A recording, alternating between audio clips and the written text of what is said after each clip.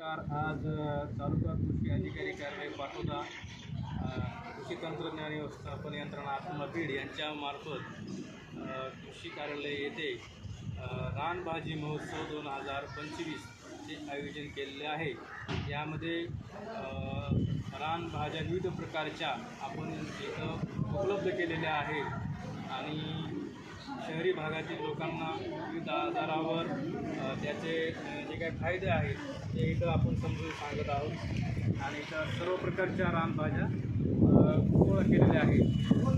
तसेच आपण पाहू शकता इथं सर्व प्रकारच्या रानभाज्या आहेत, त्याचे पोस्टर्स इथं लावलेले आहेत, त्याच्यावर त्याची विस्तृत अशी माहिती दिलेली आहे आणि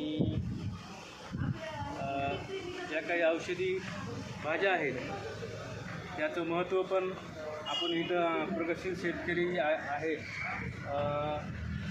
संतोष गर्जे आणि आपले शहादेव गिरे, तर हे आपल्याला थोडक्यात या शेवगा याची माहिती सांगते। शेवगा रानभाजी आहे भाज्या त्याची माहिती सांगतील। त्यानंतर आपले प्रगतशील शेतकरी आहेत ते पण माहिती सांगतील। धन्यवाद। नमस्कार, मी शहादेव रामहरी गिरे, पाचेगाव शेतकरी आहे। आज आपल्या तालुका कृषी अधिकारी व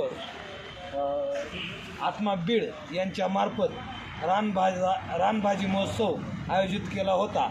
त्या अनुषंगानं आम्हाला आमंत्रित केलं होतं। आज आम्ही शेतकरी असूनसुद्धा आम्हाला या भाज्या माहिती नव्हत्या, तर शहरामधल्या लोकांना काय माहीत असणार याच्या अनुषंगानं तालुका कृषी अधिकारी टीम असेल, आत्माची टीम असेल, यांनी लहान लहान मुलं बोलून चांगल्या प्रकारे मार्गदर्शन करून या भाज्याचा उपयोग कशासाठी केला जातो, कोणत्या आजारावर या भाज्या आहेत असं त्यांनी छान प्रकारे असं मार्गदर्शन केलेलं आहे।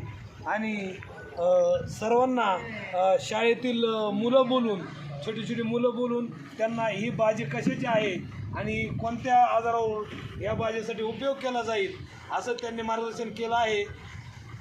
एवढं बोलून मी माझे जे काही मार्गदर्शन करायचं आहे त्यांनी आम्हाला समजून सांगितलं आहे आणि इथून पुढचं मग जे काय बोलायचं आहे ते गर्जे महाराज बोलतील।